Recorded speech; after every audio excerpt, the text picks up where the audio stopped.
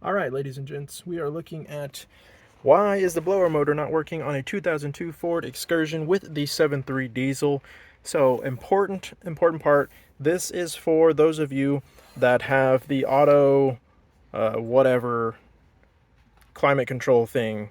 If you've got the dials that you turn, it'll be a little bit easier.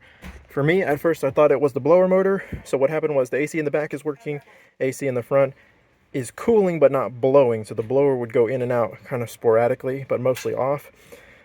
So first thought was my blower motor's dying. I went ahead and replaced that. Expect to spend about $100 on that sucker. Super easy to pull him out, not a lot of issues with that. Problem is it didn't fix anything. So my next thought is it is the resistor. Now this is where the difference comes in on your controls. If you've got the dials, the resistor should be in the same spot. So you got your blower right here, and then the resistor is right next to it. But again, if you have the dials, the resistor is smaller. It's got two screws, one on the top, one on the bottom. Easy to pull off, easy to put on. About $30, $40 to replace it. If you have, like me, the system with the automatic controls, this is your resistor. It's much bigger. Here's my old one here. And it's got a screw on the top and a screw on the bottom right. The problem with that is there's no freaking way to get to it with this AC dryer or whatever heck this thing is. So let me tell you how I got it, and it did fix my problem once I plugged in the new one. By the way, I'm not sponsored, but rockauto.com, $100 for this resistor versus any of the auto parts stores were close to $280 or $300 for that resistor.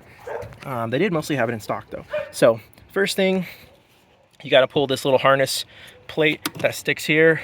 So you pull that off, move it out of the way, loosen up the little tighteners on your turbo pipe, this guy here. So you're going to loosen that up, pull your turbo pipe back. That'll let you pull it off, or you pull it off this way, pull it off that way, wiggle it down, and you can get that out of there. So once you get your turbo pipe out of the way, what you'll need to do is come down to these, I think they're heater core lines. There's a screw right on the bottom of these. You can get down there and feel it. I think it's a little 10 millimeter, 8 millimeter screw down there. So you're able to get down there with your wrench or your ratchet, take that screw out, and that'll let these lines wiggle.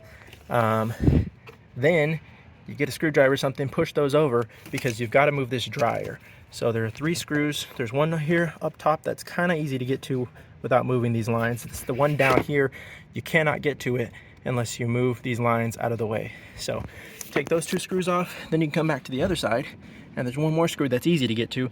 So you get 3 screws off of this dryer motor, or the dryer. And then what I had to do was wedge a screwdriver back behind it to push it up, and then I actually got a crowbar on the other side and pushed it away, and that let me get to this other screw down there, because the dryer is sitting like right up against it. So you got to get away and over, and that'll let you get enough clearance to get a ratchet down there. Now the other part is there's not enough room over here, even though you're kind of clear, to be able to, hopefully you guys can see this, to be able to ratchet that thing, unless you got some kind of crazy tool I don't have. So I had to pull off my vacuum line pump. So undo that, pull that off, and then you'll have enough room to work in there. And then finally get this stupid resistor off. And I think most of them come with a connector, pigtail thing, whatever. Mine looks fine, so I didn't bother with it. But I plugged in the new one, and everything is going hunky-dory now. So now I just have to put it all back together. It's really not too hard. It's just a lot more annoying than it should be to get to that one stupid screw that's buried under there. So good luck. Hopefully it fixes your problem.